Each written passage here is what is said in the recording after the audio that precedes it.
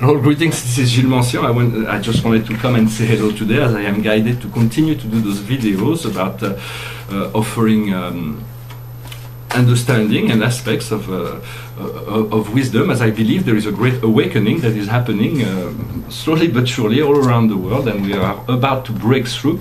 In many sense, I'm going to stop doing the tarot, because always the same message, always the same card, and so we got to understand the message. Once we understand the message, we got to just work with the energies, and then we'll find this inner guidance, and we won't need all those I mean, the tarot is no longer useful for me, but sometimes it is useful to communicate, and like I guessed, it is the same card as yesterday, so I knew that because it happened already in French.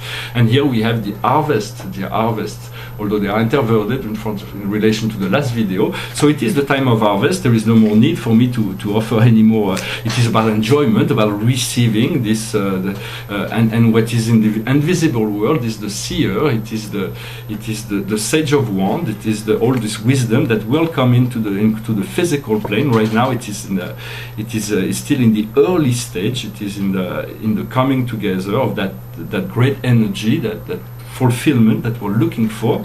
And right now what we see on the outer world is commencement. It is the beginning. It is Jupiter. It is the 0 point. It is the point of every new beginning. It is the power of the phoenix that will manifest for us, and more and more. For now, what we're working on is finding synthesis to be able to integrate in balance all the energies and all the desires and all the dreams and all the balance, all the lessons, the karmic energies, all those things, to arrive at a point of integrity, a point of unity, integrity. For once we understand unity and integrity, we understand that everything is a part of creation, a part of ourself, and so therefore we see this. We see it as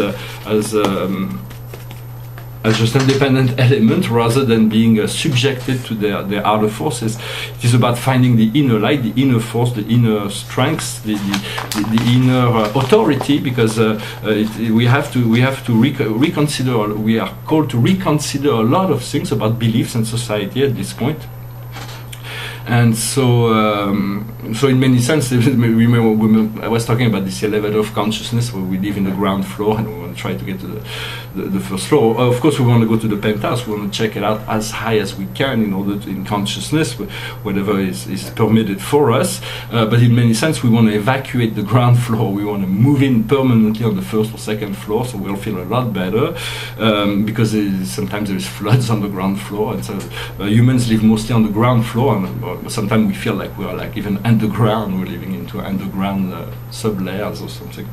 But as our consciousness elevates, we feel more comfortable with those energies, and we allow ourselves to get acclimated to those new frequencies, new energies of goodness, and very crisp new energies that will be coming. Of course, we have to do a sort of serious cleansing. The more we are able to do this attunement of our heart and mind, and cleanse our physical body, the easier things will flow.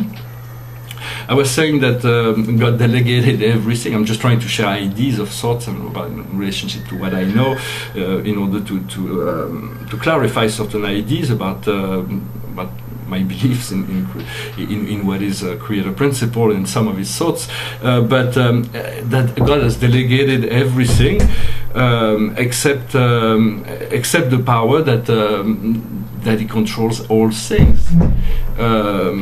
And so if he doesn't interfere in the process of creation in the physical time and space matrix, it is because everything is perfect. If any of his subordinate or angels would, or whatever, whoever would do something that would be disaligned with the path of creation, God would automatically balance it out through the action of the deity absolute, or in other ways. But so in many sense, we got to understand that God knows man better than man knows God, or even man knows himself. And so we have to trust that process to understand that this is virtual reality and this internet, but then there is the physical realm. But in a sense, all of that is just part of the cavern of Plato. We all are within the cavern, and we still have to go beyond that to find the real light in order to bring it inside our field of energy. And so as we fill in our light, our quantum field, we move from linear paths to the quantum field, something that we're going to discover more about this quantum field. Most of the science will have to go through the understanding of the quantum field, which is the realm of possibility, the realm of probability. I've come to realize something interesting about temporal mechanics in that sense, that sometimes the effect can precede the cause. It is the universe. Sometimes I'm going through my day and the universe inform me of something that will happen in the future. It's not something that I necessarily want to do, but so I say, well, no, it is my choice, and so I make that choice to not accept that effect of that cause, and yet when there is a time that it comes and the reflection fulfills itself, because what's happening is the higher self and the spirit worlds have already a vision of what is to come much before it happens, and so all of it is within the. As we understand the world of mirror, we become, and that we are higher. We know that we are higher self. We become a lot more able to move into the discovery of magic sciences, such as how the world is being transformed through the process of thoughts, and then we will be able to unfold all kinds of great. Mysteries and knowledge will unfold within our consciousness. It is very important also to learn to connect with the masters with whatever comfort, on whichever comfort level, but it could be Sananda, the Christ, or the Buddha, or Mahomet, or Kutumi, or Al-Moria, or Lady Mary, Lady Athena, any ascended master, or any archangels, angels. You got to know that they're very happy to make contact whenever they can. It is through dreams, maybe sometime at first, or it can be through lucid vision, it can be through sounds, it can be through smell, it can be through... There is many ways that the spirit worlds can connect with us. It is usually really good feelings. And I used to think that God and Spirit were too busy for me. I said, well, I don't want to bother them with my little problem here down on the earth. And so for a very long time, I kind of brushed it off. I was just turning to my own guides whenever I needed. But I know that now that all the spirit worlds is always available to you, 24/7. They're very actually happy to be able to serve you. For whenever you call on the spirit, you have to call on them for them to be able to have the right to work with you. So do not hesitate to call on spirit and give them a little time to respond. They will respond immediately, but it may take a little time to create a bridge frequency between their consciousness and yours. So, but it will grow in the connection. The more we work on that, the more the connection grows, and there is great wealth and truth that can be unfolded from realizing that of that ability to connect telepathically with the spiritual realm.